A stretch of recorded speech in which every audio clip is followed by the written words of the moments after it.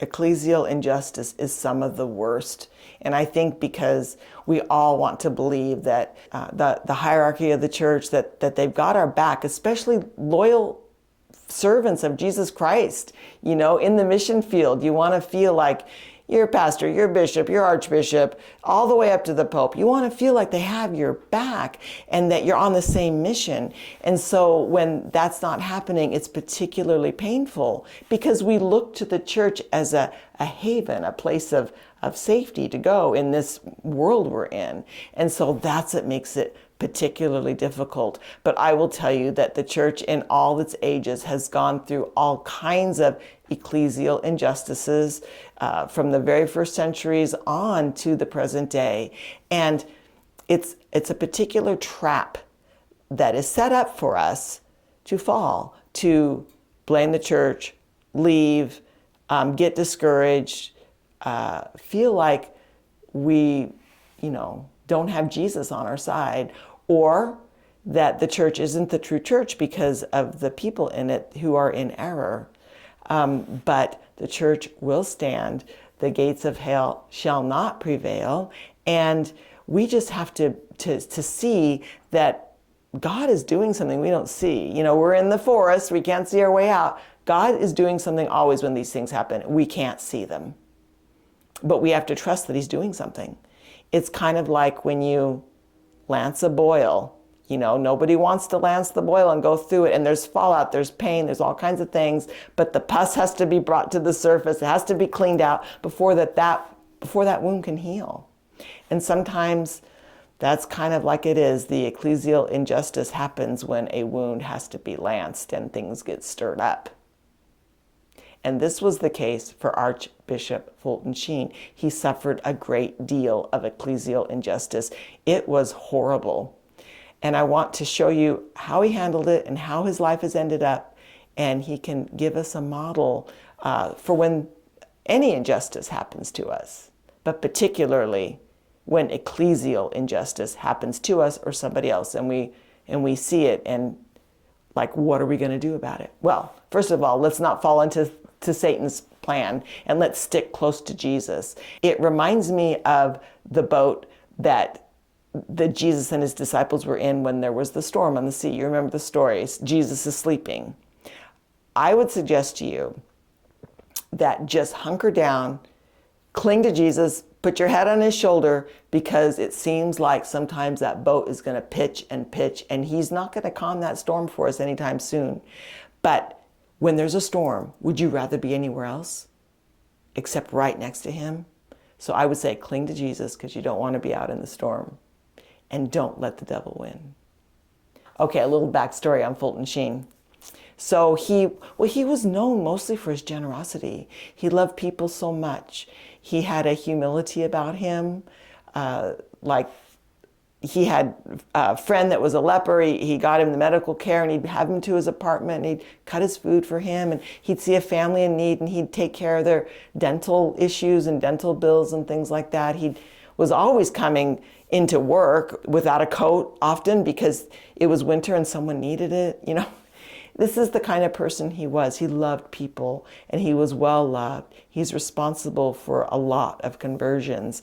So like in the 30s and 40s, he was involved in a radio station, the Catholic Hour, and that kind of got his voice out. He was highly educated and intelligent, persuasive, gifted. And so this got him a lot of speaking engagements, and he was traveling around with the speaking engagements, doing the radio show, and it went to like close to 200 stations across the nation. And then he was asked to start a television program.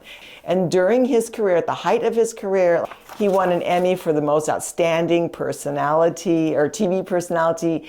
He was named Man of the Year by Time magazine. He was really popular. And at the height of his career, adjusting for inflation, okay, I think it was like $26,000 per show that he did, and it was a weekly show, but adjusted for inflation, it'd be about $300,000. So every bit of that money, every bit of it was donated to the Society for the Propagation of the Faith, which he was named the director of. And any of the checks that came in specifically for the propagation of the faith. He didn't even want to touch the checks. He didn't want to see them or handle them. They just got directly deposited. He gave everything away. He never kept gifts. He just gave everything away. And he just had this humble, joyful attitude. And part of it, he credits to a decision and a promise he made the day he was ordained, to do a holy hour uninterrupted every day. And he did it every day of his priesthood, the best that he could. I mean, he traveled and everything like that, so sometimes a holy hour might mean being outside a locked church because he couldn't get in. One time he got locked in a church because he was in there and they locked him and he had to go out a window and landed in a trash bin to get to train because he was overseas. I mean, it gets crazy, but he made that commitment. And he said that that was his tether to reality. Because think about it, he was going to be like really rock star famous worldwide. And how would that not, there would be a lot of trappings, temptations, things. And so the Eucharist, that was his tether to reality, that holy hour every single day. So during all this time, he was friends with Archbishop Spellman. Sheen and Spellman, they complimented each other in their own writings, in their own diaries. Sheen said that Spellman didn't have a jealous bone in his body when Sheen brought in a bigger crowd. And Spellman just thought the world of Sheen. He actually ordained him a bishop. They were friends, and they were like in the mission field together. But something happened, and I don't know why Spellman would do this, but he really did a bad thing, and Sheen exposed him. And when he did, he was in authority over Bishop Sheen at the time, and he really made life miserable for him through his authority. So this is what went down. The propagation for the faith always received from Spellman dried milk. He'd get it from New York, it was donated, and then he would give it to the missions.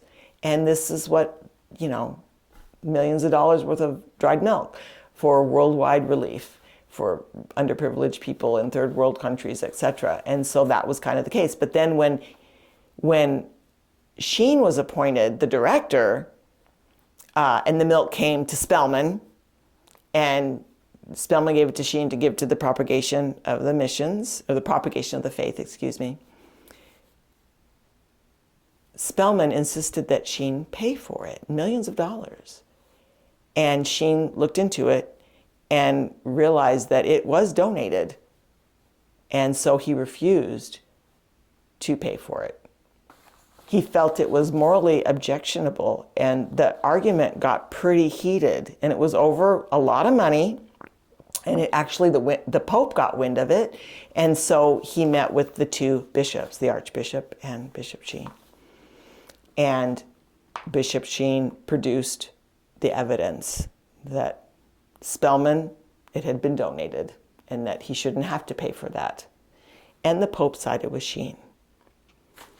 Well, this really got Spellman upset, and when they left the papal audience, he said this to Bishop Sheen: "I will get even with you if it takes 6 months or 10 years. And he really did. Now, Bishop Sheen was at the height of his career at this time, and immediately he steps down. Spellman was orchestrating people against him, like orchestrating people to move against Sheen. There was incredible pressure, and he just stepped down. And when I think about that, it was so unfortunate, because the Society for the Propagation of the Faith would no longer receive the money from the show. And that money, the money that came through Sheen for the propagation of the faith, accounted for 2/3 of the money they received. So all of a sudden, their funds were just cut. And you can't imagine the fallout from that. I mean, they were educating people, medical care, all kinds of food relief and housing and everything. And these very underprivileged people who were very poor, and even the formation of priests in those countries. So you think, what was the fallout of suffering there when that money was cut off because the show ended. That is horrific to think about. Then also think about this. I think this was in 1957, it might have been 1958, but it's the end of the 1950s. We've got the sexual revolution coming in the 1960s. Get this. The period between 1940 and 1960, that 20-year period, the church in America doubled. Now I know that there are other forces, other things that help that church double. But we've got Sheen's radio that was going on first, and which led to speaking engagements and led to the television. He was responsible for a lot of that. And to take him off the scene, like if it's a game board, and you've got the devil playing there, if he can get rid of someone like Sheen, that's really helpful. Just think of the fallout from the sexual revolution. Just follow it a couple generations. See what's happened. See where we're at today. Wow. If Sheen had stayed, maybe he would have had better influence. He already did have a great influence on society in America. Maybe it would have lessened that horrible effect by 10%, maybe by 20, maybe by 30, maybe more. When we think about the fallout of just cutting this off, it could just make your mind dizzy when you think about it. And I imagine that it made Fulton Sheen's mind pretty dizzy too. But the forces that be, even though he officially stepped down, the forces that be and all the orchestration in the background to bring someone down, to orchestrate evil against a good man, that was pretty horrific. And a lot of people suffered for it. Spellman convinced the Pope to assign Bishop Sheen to Rochester, New York, which was considered a backwater at the time. And he went obediently. He said, I'm just going where I'm sent. And he knew, he would say it over and over, everything that's happening, it's part of God's providence that this is happening. Everything comes from God, the good and the bad, because what we perceive as bad is away from God's point of view of bringing about something that needs to happen.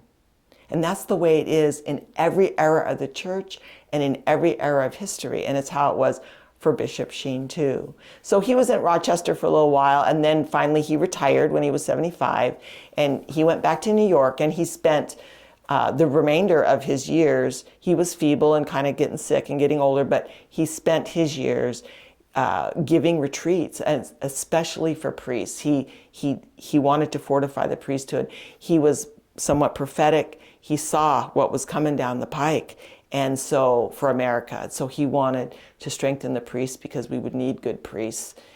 And I know that Bishop Sheen offered his sufferings because he suffered. I know he offered it for the salvation of souls. And he came to the end of his life where he realized some things. So many people were converted, and so many priests wanted to imitate the way that he was preaching. And he said, I wish that I had led them to imitate Jesus instead of imitate me. So he was getting rid of some of his pride at the end of his life in that thinking about that. And he also said he should have run away from the applauding masses. He liked the applause. He liked the limelight and the recognition. There were some little things in there that the Lord purified him. He said, all trials come from the hand of God. And so that purification, I believe it turned him into a saint. And we've got some proof of it too, that, he's now Venerable Fulton Sheen and his cause is being advanced. And the miracle that got him to this point was the raising of the dead, because it was a stillborn child who had no signs of life, no heartbeat, no breath, no nothing, for just like a minute under an hour. And the team had given up. They were giving up. They were throwing in the towel. They weren't working on him anymore. Then all of a sudden, on his own, he starts breathing. His temperature comes up to normal. After all that time, there's no brain damage. And he's, I don't know, that was 12 or 13 years ago. He's a healthy boy running around Peoria, Illinois to this day. So I think we've got a saint on our hands in Fulton Sheen. The church will stand.